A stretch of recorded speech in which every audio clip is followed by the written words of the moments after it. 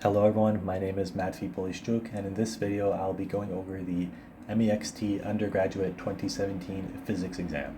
So I will solve and explain every question. Please note that this is part of a series, and in the Physics 2019 video I give a bit of extra helpful info at the start. But to save time, I'm just going to go right into the questions. So first is question 1, which says a graph of velocity v versus time t for a mass particle moving along a straight line is shown in figure 1-1. From t equals 0 to t equals 1, and from t equals t1, to t equals t2, the particle moves at constant acceleration. The velocity at t equals t1 is v1, and the velocity at t equals t2 is v2.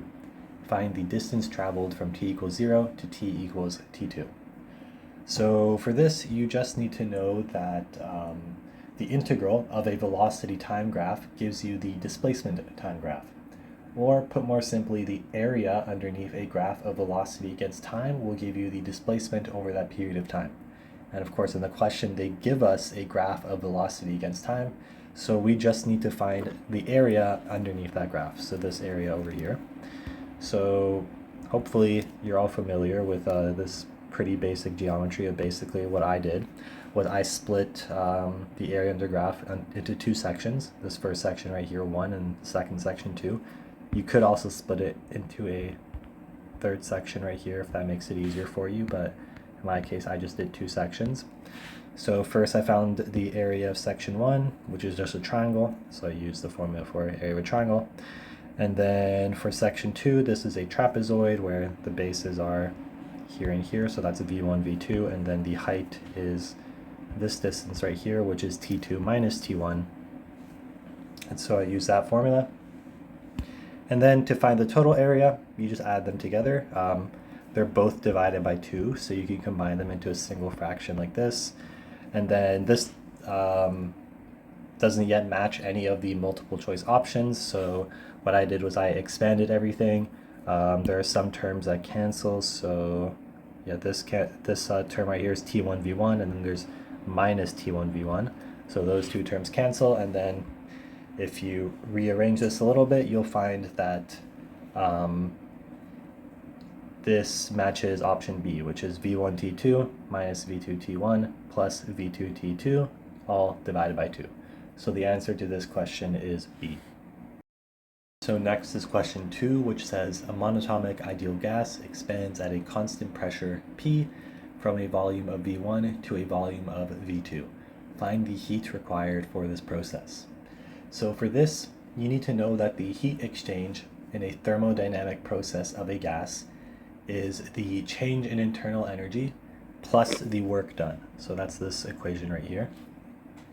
Change in internal energy of a monatomic ideal gas is 3/2 times pressure times change in volume, or 3/2 times change in pressure times volume. So to calculate it this way, either the pressure needs to stay constant or the volume needs to stay constant. If they both change, this equation won't work, just to be clear. And work is just pressure times change in volume. So if you know these equations, it's pretty simple. You just plug the values given into them. So pressure is constant in our question, but the volume changes. So our change in internal energy is 3/2 times, it's 3/2 times the pressure times the change in volume, which is V2 minus V1, right? V2 is our final volume, V1 is our initial. And then work is just pressure times change in volume, which again is just V2 minus V1. And then to find the heat required, we add these two together, and we find that it's 5/2 times pressure times V2 minus V1, which is option D. And one thing I want to mention is, so the question says that it's a monatomic ideal gas, and I mentioned that these equations only work for monatomic ideal gas. I've gone through all of the past exams that MEXT gives, and for any of these questions about, thermodynamic processes of gas, it is always a monatomic ideal gas. I think sometimes they don't even specify. It's kind of just assumed for questions like this. Questions where they ask about, diatomic ideal gases or something. That is, as far as I'm aware, like that's not really covered in any normal high school curriculum, so I don't think you have to worry about that. You can just kind of assume that any of these questions will always be about monatomic ideal gases, and so you can always use these equations right here. So next is question 3, which says, a block of mass m attached to a spring with a force constant k is free to move on a frictionless horizontal surface. The angular frequency of the spring is denoted by, I don't know what that symbol is. Some symbol is equal to the square root of k over m. The block is released from a resting position after the spring is stretched a distance of d. The direction of the stretch is taken as the positive direction. Which is the correct graph of the velocity of the block versus time in figure 1-2 from A to D? So this feels like a bit of a trick question. You know, they give you this angular frequency formula and some values, and that might make you think that you need to do some calculations. But actually, it's much more straightforward than that, and you can solve this question just based off, intuitive knowledge of how motion works, and you don't even really need to understand the exact physics behind spring motion. So instead, we just need to do a bit of problem solving and logic. So to start, notice that the question says that the block is released from a resting position. And that means, since it starts from rest, that means its initial velocity must be 0. The graphs are velocity against time, so that means that our graph must start from 0. So already that means that only A and B are possibly correct answers. We can eliminate C and D. Next, consider that the question says that the spring is stretched in the positive direction. Now, think about the behavior of a spring. Like literally, if you had a spring in your hands right now, just imagine it. If you stretch it out, if you stretch a spring out in one direction, it will try to pull you back. So that means that if you stretch the spring with a block and then release the block, the spring will pull the block back in the opposite direction of where you stretched it. So in this case, as the question says, we've stretched the spring in the positive direction. And so that means that when you let go of the block, it will fly back in the negative direction, right? The spring will try to pull the block back in the opposite direction of the stretch. So that means that the velocity must start by becoming negative. So therefore, the correct answer is B, as it is the only graph that starts from 0 and then develops a negative velocity initially.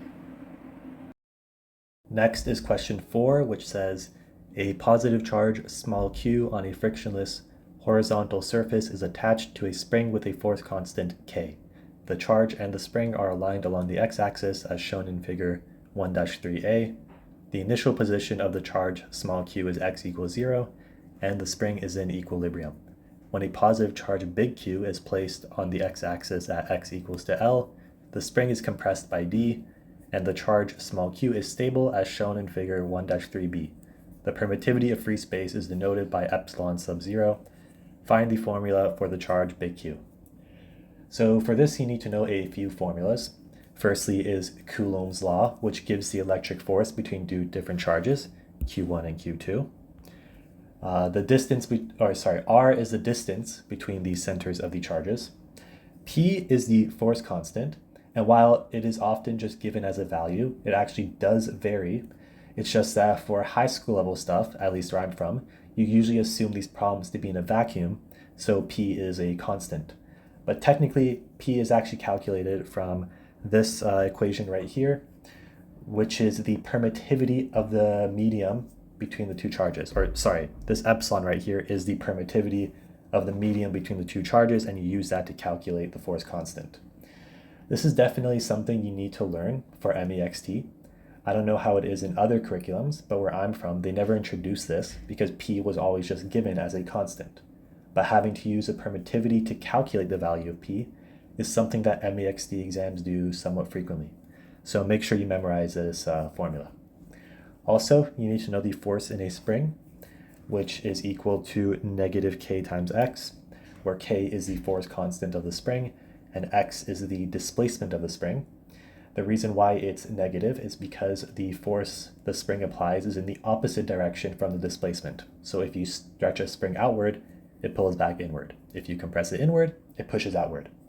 And you need to keep in mind that positive charges repel each other. And of course, in this question, small q and big Q are both positive charges, so they are repelling each other. And anyways, with all that, we can start answering the question. So the question says that the charge small q is stable. What that means is that the net force on charge small q is 0. Both charges small q and big Q are positive, which means that they repel each other. So one of the forces on small q is the electric repulsion caused by big Q. So big Q over here is to the right of small q, and it repels it. So there is this force, F sub E, that is going to the left. Since small q is stable, there must be an equal and opposite force to this electric force, F sub E. And that force is the force caused by the spring. So this force, F sub S, is the spring force, and it is equal and opposite to the electric force. So now let's calculate these two forces. From the equations I gave earlier, the electric force is equal to 1 over 4 pi times permittivity multiplied by Q1 times Q2 over R squared. They give us permittivity in the equation, epsilon sub 0. Q1 and Q2 are just the two charges, which is small q and big Q. R is the distance between the two charges, and we can easily see from the diagram that the distance is this length right here, L, plus this length, D. So for the distance, we have L plus D squared here. Next, let's calculate the spring force. From the equation given before, the force is equal to negative K times X. K is given in the question, and the distance is negative D, since it's to the left from the origin, or from X equals to 0. And we define rightward as being the positive direction. So the negatives cancel out, and the force of the spring is just K times D. And if the fact that the negatives cancel out is kind of confusing to you, you can just kind of look at the diagram and imagine it. You're compressing the spring, and so you're compressing the spring, and so it must be pushing the charge small q to the right.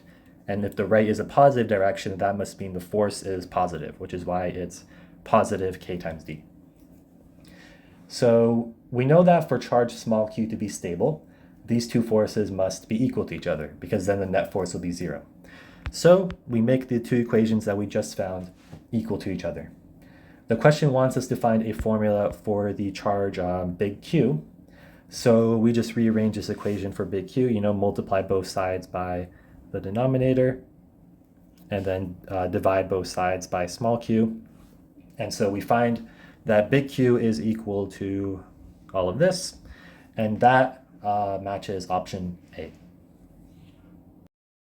So next is question 5, which says, a person looking into an empty container is able to see the far edge of the container's bottom surface as shown in figure 1-4a.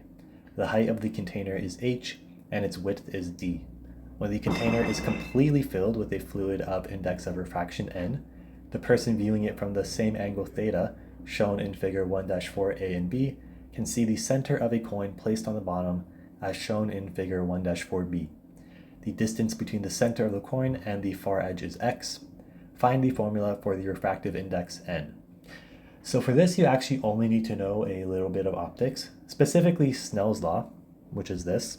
So n is the refractive index of the first and second mediums respectively, and then theta is also the angle of incidence for, again, the first and second mediums. You also need to know a bit of trigonometry.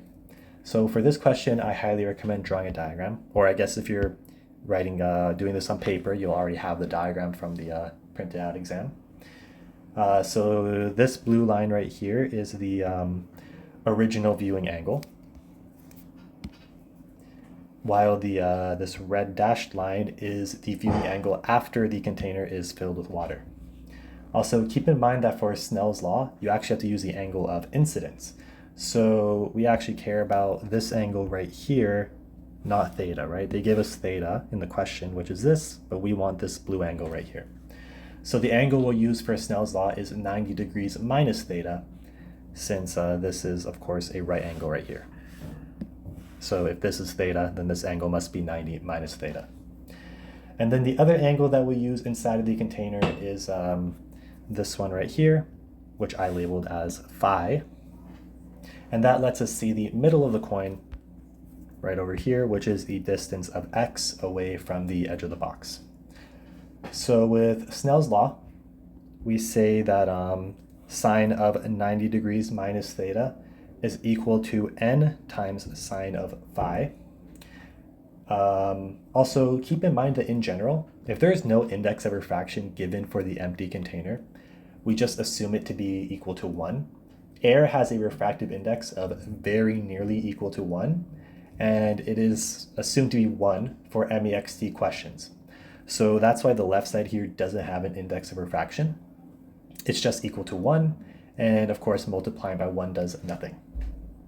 So if we rearrange this, we get that the index of refraction equals to sine of 90 degrees minus theta divided by sine of phi. Now that doesn't match any of the multiple choice options, so now we need to do a little bit of trigonometry. So we can write sine of 90 degrees minus minus theta in terms of the side lengths. So hopefully you can see right here that this green angle is also equal to 90 degrees minus theta, since this angle and this angle and this angle are opposite angles on two intersecting lines, this line and this line. So sine is, of course, opposite over hypotenuse. Opposite is just the width of the box D, right? If this is our angle, then opposite is this distance right here. While the hypotenuse, which is this whole line right here, can be found using the Pythagorean theorem, and it is the square root of d squared plus the square root of h squared. And so I have that right here. For sine of phi, we do the exact same thing. This time, the opposite is d minus x, since we are only working with this part for this angle. And the hypotenuse is again found with the Pythagorean theorem. And so we get that sine of phi is equal to d minus x divided by the square root of d minus x squared plus h squared. So now we can plug both of these in for our formula for n, which we found here earlier. Since we're dividing by sine phi, I flip the fraction and multiply it to make it easier to work with. And then what you can do is you can combine the terms in the square roots. So I did that here on this side, and then similarly combine the non-square root terms on the other side. So we end up with this whole big equation right here. And thankfully, you don't need to do any more simplifying than that, because this already matches option D. So the answer to this question is D. Next is the section 2 question, which says a parallel plate capacitor with a plate separation of D, as shown in figure 2a, has a capacitance C in the absence of a dielectric. Answer the following questions. So this is a question about capacitors, meaning you need to know at least the basics of how a capacitor works and how they are designed. So this equation gives the charge in a capacitor, that's QC, which is equal to the capacitance C times the voltage across the capacitor V. This equation right here gives the electric field strength E, which is the voltage across two charged plates. Voltage across two charged plates V divided by the distance between said plates D. This equation allows you to calculate the capacitance of a capacitor. It equals 2 epsilon, which is called the permittivity, times A, which is the area of the two plates that make up the capacitor, divided by D, which is the distance between the two plates. The permittivity, however, is actually equal to epsilon sub O, which is a constant, times epsilon sub r, which is the relative permeability. And it's important to note that the relative permeability is just equal to 1 in a vacuum, and in air, it's extremely close to 1 and is assumed to be 1 for anything besides really precise calculations. So for the MEXT exams, unless the question says otherwise, you can just assume that the relative permeability is equal to 1. Next, you have to know how capacitors behave in series. So a single equivalent capacitor is found using this equation right here. So this right here, CEQ, is the equivalent capacitor, and C1, C2, all the way up to Cn are all of the individual capacitors that are in series. And then in parallel, it's found using this equation. So again, this right here is the equivalent capacitor, and then C1 to so on are all the individual capacitors that are all in parallel. And if you know how resistors work, you realize that this is just the opposite of how resistors work in a series and in parallel. So with all that, we can start with question 1, which says, when the potential difference between the two plates is V, how much charge is on each capacitor? So for this, you just need to know that charge in a capacitor is equal to C times V, where C is the capacitance of the capacitor and V is the potential difference between the two plates. Now, the question says that the capacitor has a capacitance C and that the voltage is V, so it's just Q equals to CV, and so the answer is D. Next is question 2, which says, find the electric field strength created between the two plates in the case of 1. Again, for this one, you just need to know that the electric field strength is found by taking the voltage between the two parallel plates, which the question gives as V, and divided by the distance, which in the diagram you can see is D. So the answer is V over D, which is option B.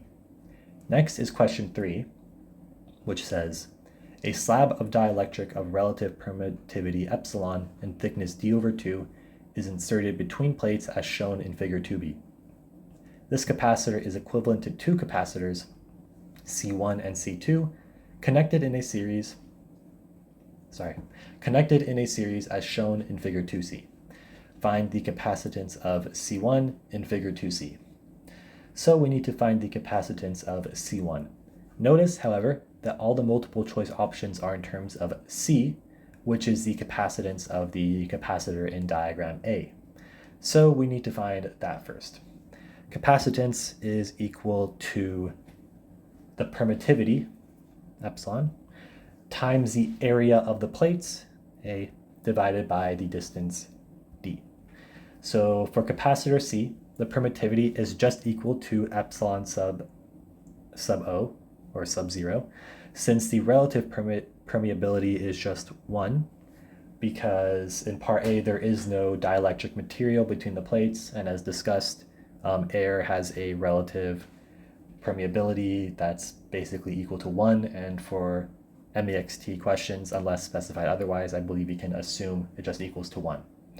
So C is equal to epsilon sub 0 times the area of the plates, which is given as A, divided by the distance, which is given as D. So now we can find the capacitance of C1 in terms of C. So in C1, the permittivity is equal to epsilon sub 0 times the relative permittivity, which is given as epsilon. And also, I know it's hard to keep track of all these different epsilons. Unfortunately, the convention gave all these slightly different values the same symbol. At least that's how it is where I'm from. Maybe where you're from, the convention is different, but where I am, this is how it goes, unfortunately. Now, the area stays the same, as the diagram for part B shows that the plates are the same size, but now the distance between the plates is only half of what it was in C. So instead of dividing by D, we divide by D over 2. Rearrange, and you find that C1 equals to 2 times, this whole fraction, times the relative permittivity.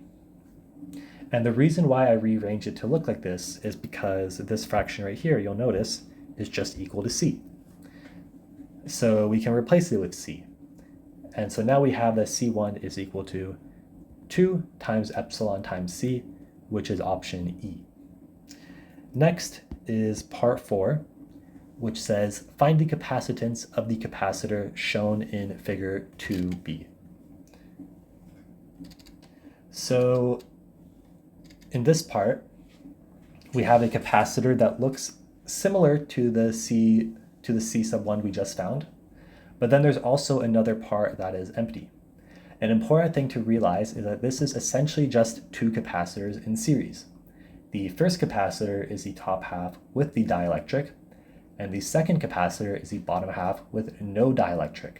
So we can find the equivalent capacitor using the equation for capacitors in series. So that's this equation right here. We have C sub B. This is the equivalent capacitor. I named it CB because it's the capacitor in diagram B. And so then we have to use the equations for C1 and C2. So we already found C1 in the last question, but now we also need to find C2. So it's basically the same process as before. The distance is now half of D, but the area is the same. And also the relative permittivity is just 1 since there's no dielectric. So we find that C2 is equal to 2 times C. So now we can plug those into the first equation, first equation meaning this equation right here. We can plug them in order to find C sub B. So we plug them in here. And then for the second fraction, I multiply the top and bottom by epsilon. That way now both these fractions have the same denominator, so I can combine them into one like this. So then what I do is I rearrange so that we're solving for CB, because before we were solving for 1 over CB.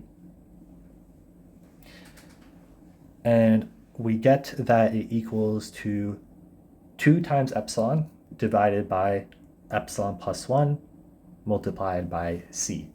And that matches option A. So finally is part 5, which says two dielectrics with relative permittivity epsilon sub 1 and epsilon sub 2 each fill half the space between the two plates as shown in figure 2D. Find the capacitance of this capacitor.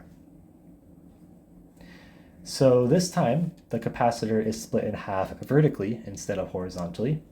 And the important thing to notice here is that this is essentially equivalent to having two capacitors in parallel.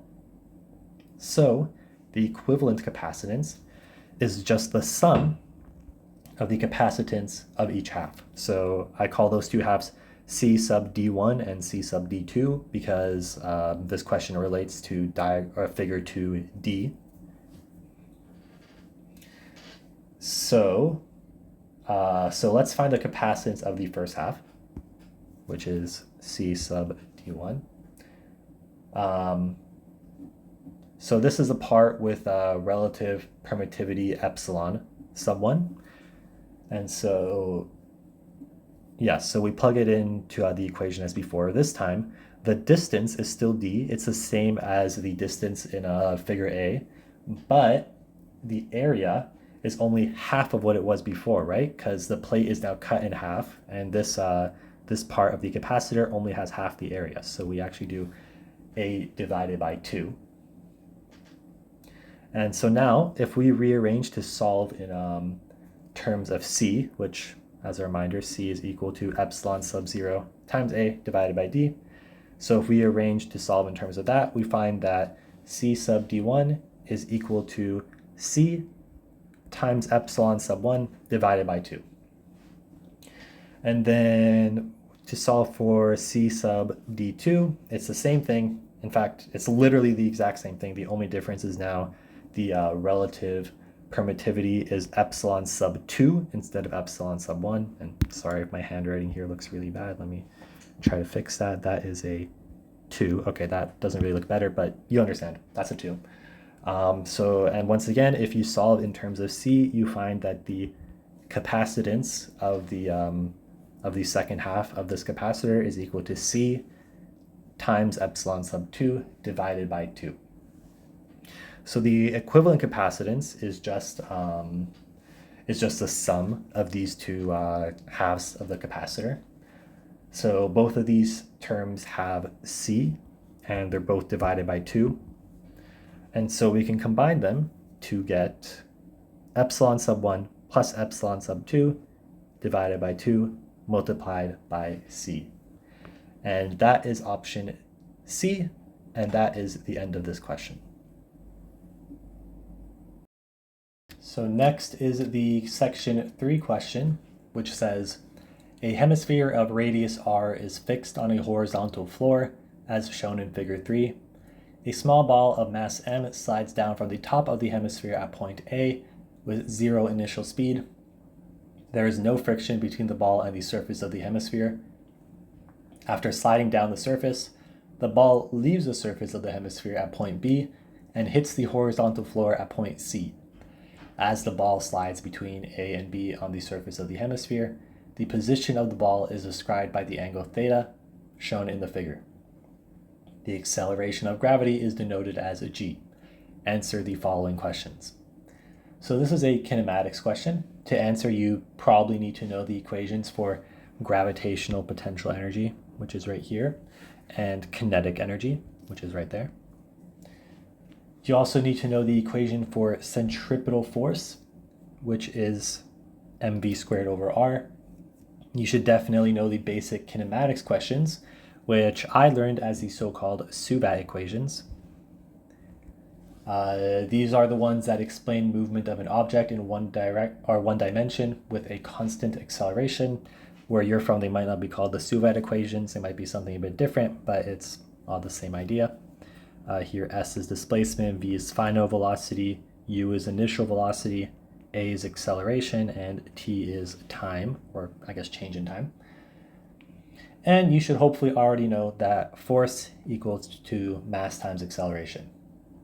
So with all that, we can start with the first question, which says, find the speed of the ball when the ball is at a position on the hemisphere described by the angle theta. So you can start with a diagram or with the equations.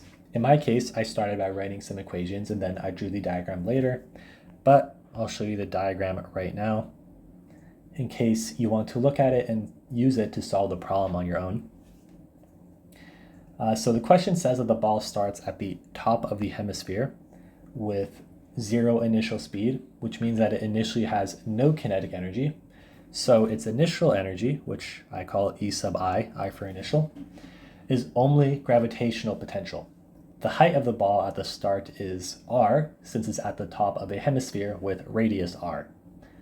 The final energy, meaning the energy of the ball when at the position described by theta, now has some gravitational potential energy and some kinetic energy, since the ball is now rolling with some speed. The gravitational potential energy is now dependent on r minus the change in height, and you can see what that is in this diagram. The ball has descended this distance vertically right here, and it also, like I said, has some kinetic energy. And by the law of conservation of energy, the initial energy must equal the final energy. So we can make E sub I, which is energy initial, and E sub F, which is energy final, equal to each other, which is what I did here. Of course, we're trying to find the velocity, so we need to rearrange this question in terms of velocity. First, we can cancel out mass in all of the terms. I then moved g times r minus change in h to the left side. That's what I did right here. Right here it's on the right side of the equals. Now here it's on the left side. I then expanded it. And as you can see, when you expand, you have gr minus gr. So you can just cancel these terms out. And now if you multiply both sides by 2, so from here, if you multiply both sides by 2 and then take the square, then take the square root of both sides, you find that the velocity is equal to the square root of 2 times g times the change in height. Of course, the question wants the answer in terms of theta, so we need to find the change in height in terms of theta. So if we look at this diagram here, we can see that cosine of theta equals to, and theta is this angle right here, cosine of theta equals to adjacent, which is this side of this right triangle over here.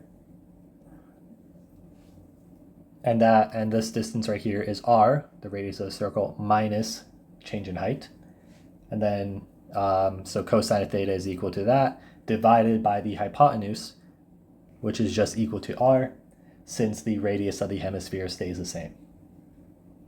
So we have here that cosine theta equals to r minus change in h divided by r. So now we rearrange this to solve for change in h. So I multiply both sides by r, move change in h to the left side on its own. R is in both terms, so I factor it out. And we have that change in h is equal to r times 1 minus cosine theta. And then we plug that into this equation for velocity that we found before. And we find that the velocity is equal to the square root of 2gr times 1 minus cosine theta, which is option D. Next is part 2, which says, find the normal force acting from the hemisphere to the ball when the ball is on the hemisphere at a position described by the angle theta. So for this, you probably want to draw a force diagram. So we have our ball right here. It has the force of gravity acting on it, which is mg, and of course points straight downwards. The normal force, which I labeled as F sub n right here, is perpendicular to the surface of the hemisphere. An important thing to notice is that the component of the force of gravity that's parallel to the normal force has this angle right here, and this angle is just theta, like the same theta that's given in the question. And if that doesn't make sense, let me draw this out a bit more. So this angle right here is theta, or at least I'm going to say it's theta, and I'll prove it right now. And it is between this line, which says mg cosine theta, which is actually a radius line, because it is parallel to the normal force, and the normal force is perpendicular to the surface of the circle, which means if you extend this line, it'll go through the center of the circle. And then it's between that line and also the line for mg, which is just vertical. And then this angle right here is also between that radius line and a vertical line, right? This line right here is also straight vertical, which means this angle right here is the exact same as this angle right here. This angle, as given in the question, is theta, which means that this angle right here is also theta. So yeah, this angle right here we can say is theta, the same one given in the question. Now there is also the perpendicular component of gravity, which you could draw right here, and that would be equal to mg sine theta, but I didn't draw it just because it happens to not be very important to this question. But of course, if you wanted to draw a complete force diagram, you would want to include that. So now we want to find the net force on the ball. So it is equal to F sub n, which is the normal force, minus mg cosine theta. You also notice that I made the net force F sub y prime.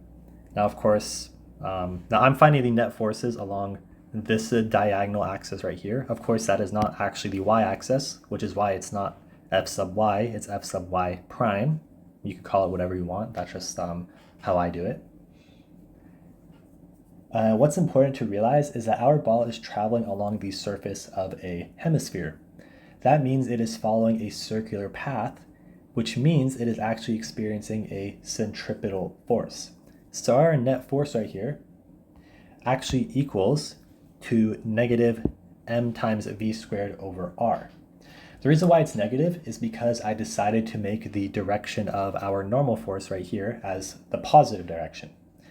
The centripetal force is, you can say it's pulling the ball towards the center of the semicircle. That's opposite to where the normal force is pointing, which means if the direction of the normal force is positive, then the direction of centripetal force is negative. So that's why I made it negative over here. The question asks to find the normal force. So we take this equation and we rearrange it to isolate F sub n, our normal force. These two r's cancel out. And then from both of these terms, I factored out mg. I also expanded this parenthesis right here. So now it's minus 2 plus 2 cosine theta. And then we just combine these like terms, and we find that our normal force is equal to mg times 3 cosine theta minus 2, and that is option E. So next is part 3, which says, the position B at which the ball leaves the hemisphere is described by the angle theta sub B. Find cosine theta sub B. So for the ball to leave the hemisphere, the normal force has to be equal to 0.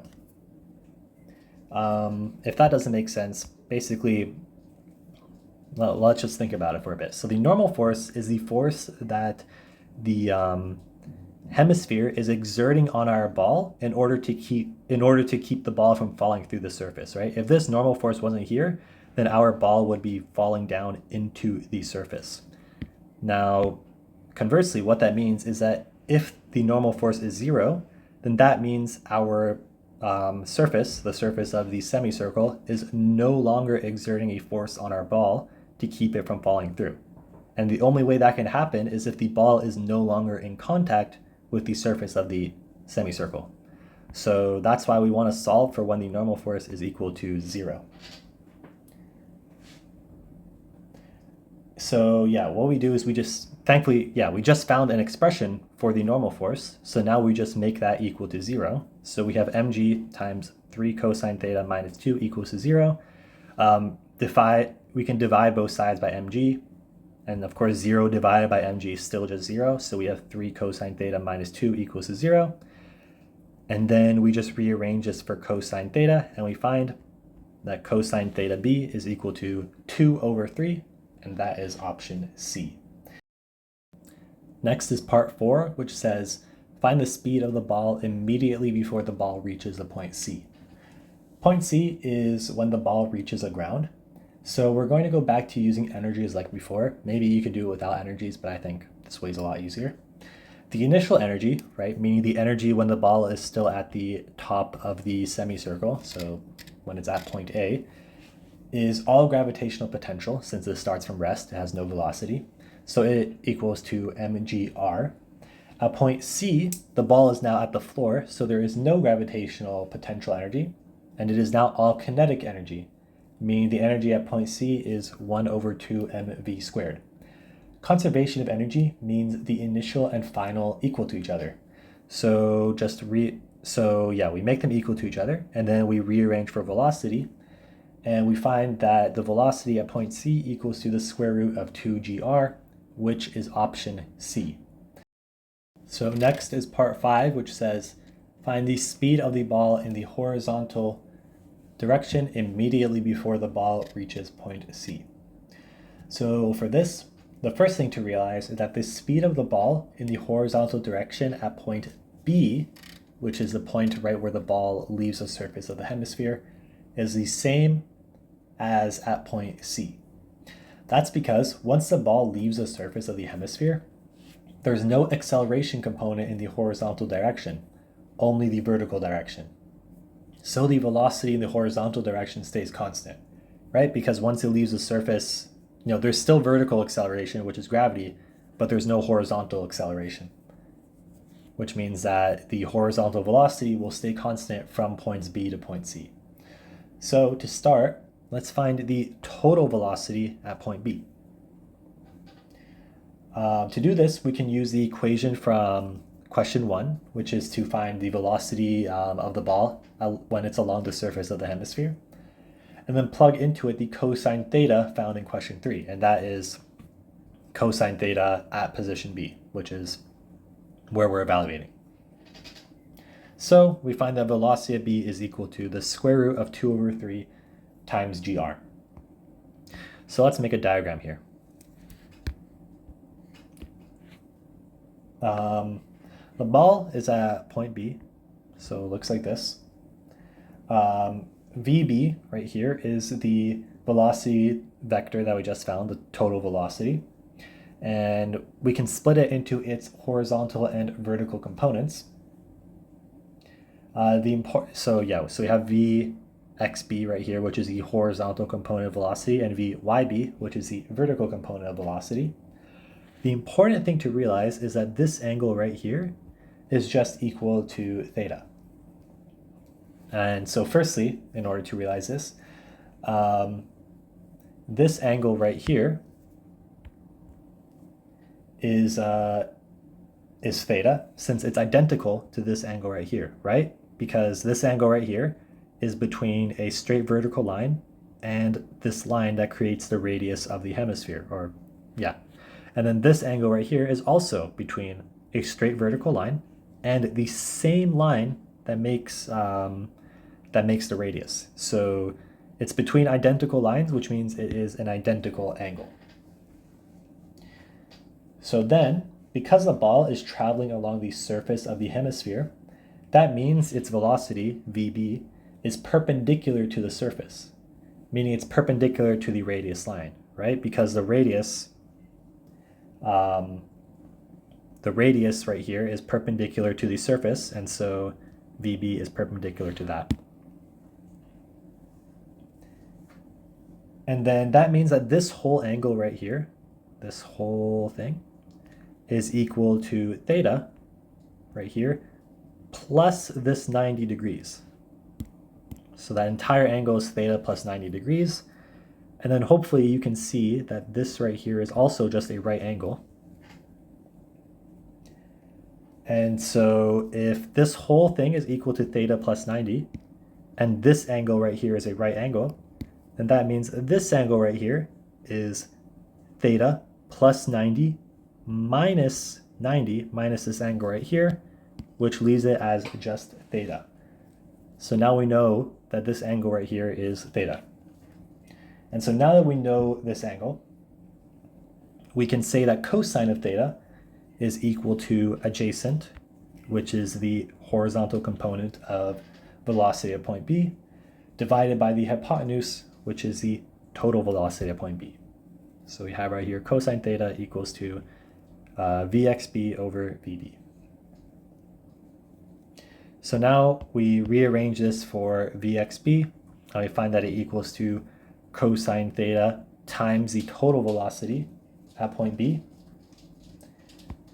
So we know that cosine theta is 2 over 3. We found that in part 3 of the question. And we also know that VB is equal to the square root of 2 over 3 GR. We found that earlier right here. So now we have this equation right here. And at this point, you just kind of rearrange. What I did is to get it, well, if you look at the multiple choice options, they all are under a single square root. So I want to do the same thing here.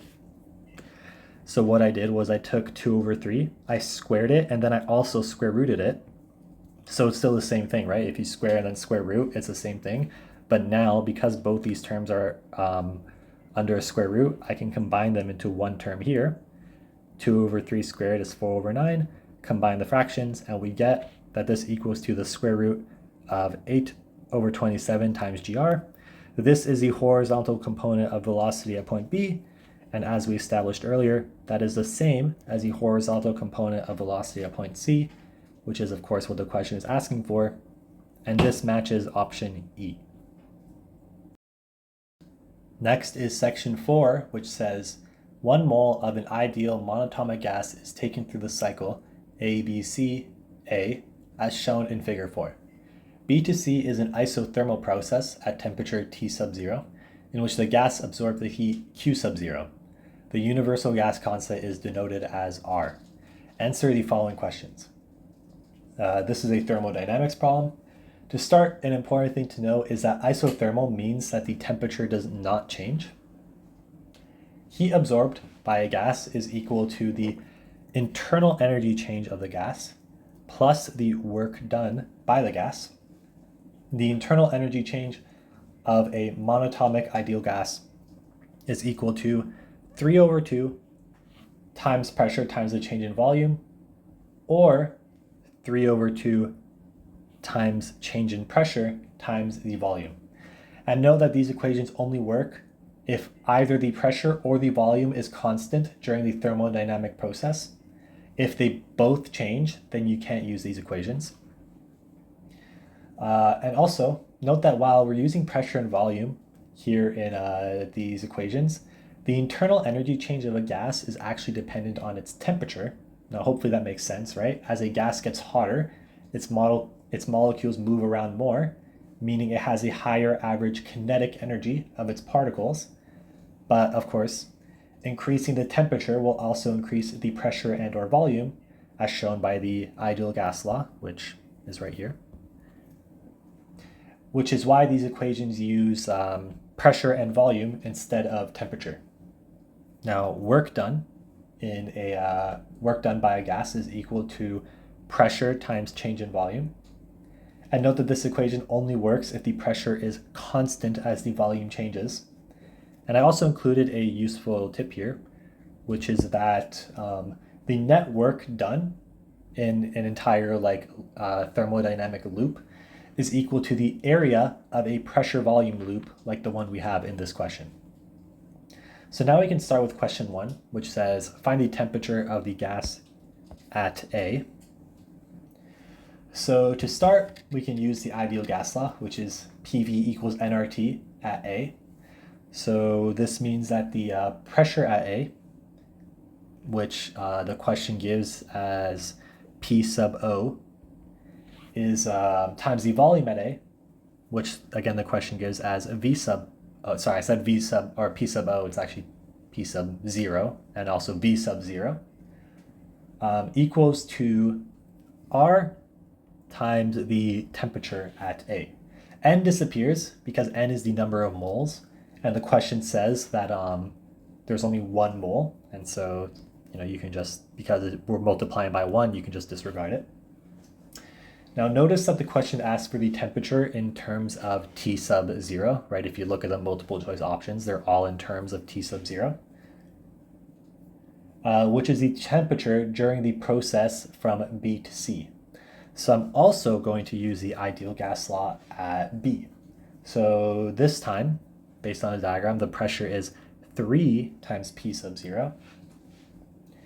And so we get that 3 times P sub 0 times V sub 0, since at point B the volume is still just V sub 0, is equal to R times T sub 0, because T sub 0 is the temperature at point B. Divide both sides by 3, and we get that P sub 0 times V sub 0 is equal to 1/3 times R times T sub 0. Now, we found earlier, of course, that P sub 0 times V sub 0 is equal to R times T sub A.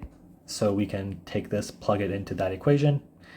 We get that R times T sub A is equal to 1/3 times R times T sub 0. Rearrange to solve for T sub A, and we find that it is equal to 1/3 of T sub 0, which matches option B. Next is part 2, which says find the heat absorbed by the gas in the process A through B. So the heat absorbed is the change in internal energy plus the work done. The change in internal energy is 3/2 times the change in pressure times the volume, which if you expand this equation, you'll find that equals to 3 times P sub 0 times V sub 0. Work is just equal to 0, since there was no volume change, and work is equal to pressure times change in volume. And so that means that all the heat absorbed comes from the internal energy change, and that, of course, we found equals to 3 times P sub 0 times V sub 0. And we found in part 1, if you recall, that 3 times P sub 0 times V sub 0 is equal to R times T sub 0. And so the answer to this question is R times T sub 0, which is option F. Next is part 3, which says, find the work done by the gas in the process B to C. So this might seem tricky at first, right? Our equation for work needs to have a constant pressure, but clearly if you look at the graph, the pressure is not constant from B to C. But there's actually a bit of a clever trick to answer this. So heat absorbed is, of course, the change in internal energy plus the change in work. The question says that B to C is an isothermal process. That means that the temperature does not change. And as I mentioned before, change in internal energy is actually based on the temperature of the gas. So if the temperature of the gas does not change, then that means the internal energy does not change. So the change in internal energy just equals to 0. So the heat absorbed during process BC is entirely put into doing work. The question, the initial part of the question, says that heat absorbed during B to C is Q sub 0, which means that the work done is just Q sub 0. And that is option I. Next is part 4, which says, find the work done by the gas in the process C to A. So here we can just use the simple work equation, which is equal to pressure times change in volume, and find that it is equal to -2 times P sub 0 times V sub 0. Now the reason why it's negative is because the volume has increased.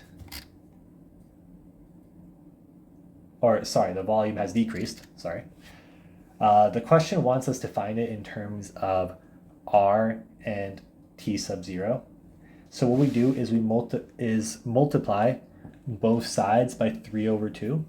So we have 3 over 2 times work from C to A is equal to -3 times P sub 0 times V sub 0.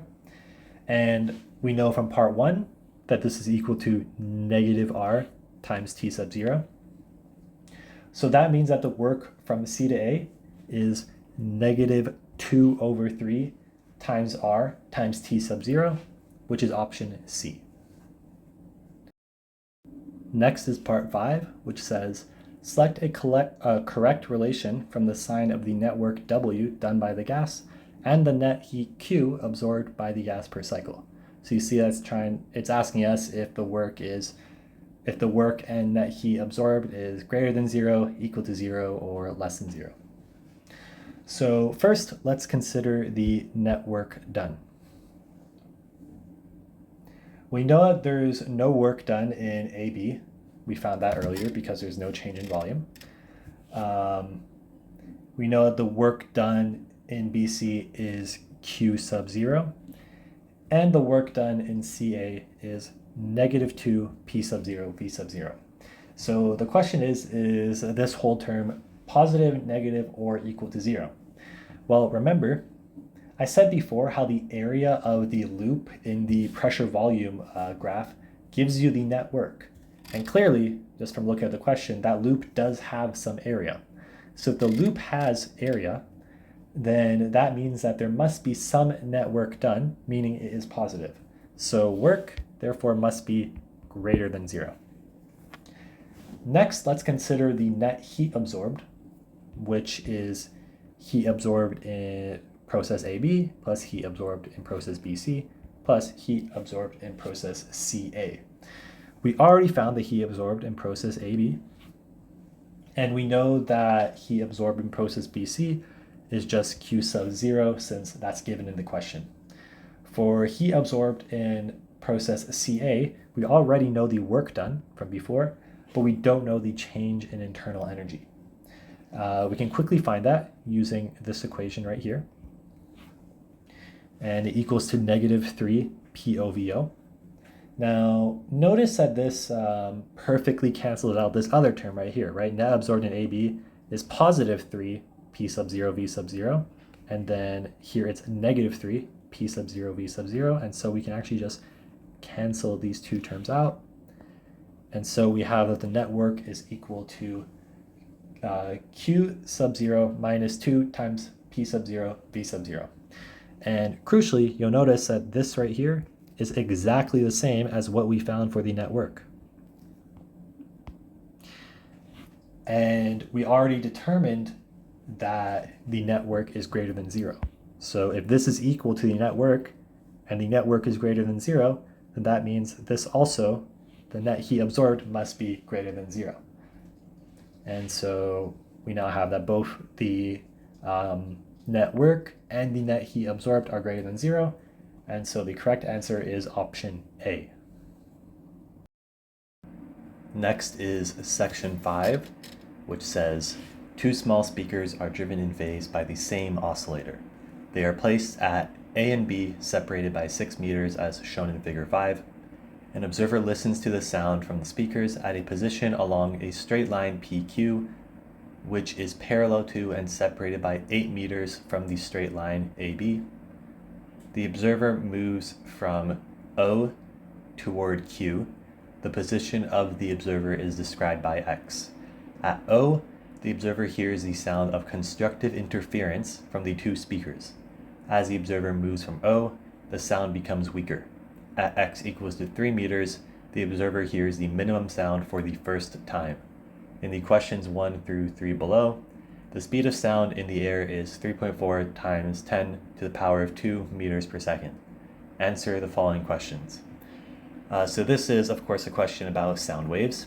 You need to know the path difference, which is the difference in the path lengths of the two sources of sound to the observer. So path 1 is the length of the path from the first source to the observer, and path 2 is the length of the path from the second source to the observer. Now, if this equals to n times the wavelength, then you get constructive interference, meaning the sound will be the loudest it can be. And if this instead equals to n plus 1 over 2 times the wavelength, then you get destructive interference, meaning the sound will be the quietest it can be. And in both of these cases, n is just equal to any integer. The velocity of a wave is, of course, equal to the wavelength times the frequency. Also, an important thing to note is that when the temperature of air increases, the speed of a sound wave will also increase, but at the same time, the frequency will stay the same. And so with all that, we can now start with part 1, which says, find the wavelength of the sound wave. So the question tells us that at point O, the observer hears constructive interference. And hopefully you can tell, just from looking at the diagram, that the path difference at O must be 0. The distance from speaker A to point O is the same as the distance from speaker B to point O. That means that the path difference is equal to 0. So at point O, n must be equal to 0 for constructive interference. The question says that as the observer moves from point O to point X, the sound gets weaker until finally, at X equals to 3 meters, the sound is at a minimum, meaning at that point there is destructive interference, and crucially, that is the first instance of destructive interference. So what that means is that n is still equal to 0, and the path difference has to be equal to, it's equal to n plus 1 over 2 times the wavelength, and if n is equal to 0, then the path length is just equal to, the path difference is just equal to the wavelength divided by 2. So now we need to actually find that path difference. And I drew this diagram here so we can find it. The distance from point A to point X is just 8 meters. That's because, from point A to point X, so from here to here, there is no vertical difference since they are both exactly 3 meters above the this middle line here. And so it's just this horizontal distance, which the question gives as 8 meters.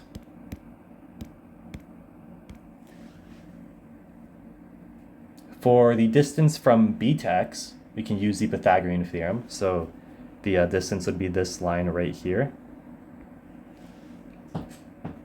the horizontal distance is still just this 8 meters, while the vertical distance is now this 6 meters right here. So the actual distance, using Pythagorean's theorem right here, we find to be 10 meters. So that means that the path difference is 10 meters minus 8 meters, which is 2 meters, of course. And as we found before, this equals to the wavelength divided by 2. And so the wavelength is 4 meters, and that matches option B. So next is part 2, which says find the frequency of the sound wave. So for this, we just use that velocity equals to the wavelength times the frequency, and we rearrange for frequency. The question tells us that the speed of the wave is 3.4 times 10 to the power of 2 meters per second. And we just found, of course, that the wavelength is 4 meters. So first you can cancel out the meters here. And then, I mean, it's basically just some pretty basic arithmetic. I have 3.4 times 10 squared here. So I changed it to 34 times 10. Then I took 10 out of the fraction. So we have 34 over 4 times 10 per second. 34 over 4 is 8.5. And so we have that the frequency is 8.5 times 10 to the power of 1 hertz, which is option B. Next is part 3, which says, as the frequency of the speakers is increased, the observer at x equals to 3 meters experiences an increase in the sound. Further increasing the frequency, the sound reaches its maximum and then decreases and finally returns to its minimum again. Find the closest frequency of the sound wave when the sound reaches its minimum again. So what happens here is that because of the increase in frequency, the wavelength decreases, right? You can see that from this formula right here. Since the speed of sound doesn't change, so that means if we increase the frequency, that's the denominator here, and so the wavelength has to decrease. And the observer has stayed in the same place, which means that the path difference has not changed. The path difference is still just 2 meters, but the wavelength has of course changed since the frequency has changed. That means that for this formula to still be true, the n value must have changed. So the question says that the sound increased to its maximum and then went back down to its minimum again. And that happens one time. So that means that n must now be 1 higher. So previously our n was 0, so if we add 1, that means our n is now equal to 1 instead of 0. So what that means is now, by using this formula, we now have that we now have that 3 times the wavelength divided by 2 is equal to the path difference, which is 2 meters. And so then what we can do is we take this and plug it into that formula. So we have 3 times the velocity divided by 2 times the frequency is equal to 2 meters. Of course, we're trying to find the frequency, so we have to rearrange this equation to solve for frequency. So first I multiply both sides by 2f. So we have 3 times the velocity is equal to 4 meters times the frequency. Divide both sides by 4 meters. And we have the frequency is equal to this fraction right here. Once again, you just have to do some arithmetic for this. So first we have 3 times 3.4. So over here I did 3 times 34, which is 102. So that means that 3 times 3.4 is equal to 10.2. Then because I have 10.2 times 10 squared, I change it to 102 times 10, which to the first power, I guess. Obviously, you don't have to write the first power. Then I found that 102 divided by 4 is equal to 25.5. And then because the options are given with in scientific notation, I change it to 2.55 times 10 to the power of 2 per second. And that is closest to option E, which is 2.6 times 10 squared hertz. Now next is part 4, which says the frequency of these speakers is fixed at the value of problem 2. Find the correct description for the change of the value of x at which the observer hears minimum sound when the temperature of the air increases and the speed of sound in the air changes. So for this, you need to know that, as I mentioned earlier, increasing the temperature of air will then increase the speed of sound. And then from wavelength equals to speed over frequency, this means that the wavelength will also increase because the frequency does not change when you increase the speed of sound. Yeah, in this case, the frequency is just, whatever the speakers are set to, and the question in the first, at the beginning of the question, it said that the frequency is fixed. So at X, we had the first case of destructive interference, which meant that the path difference is equal to the wavelength over 2. And so that means that if our wavelength is increasing, then our path difference must also increase. So at this point, in order to figure out, whether we need to increase, decrease, or not change X, this is known as I believe it's called a related rates problem. And you could do the, related rates, figure out the geometry, do a derivative and whatnot to find the answer. But given that this is, a physics problem rather than a math problem, I think it's easier to instead just sort of go through all the multiple choice options and you can find that there's only one that actually makes sense.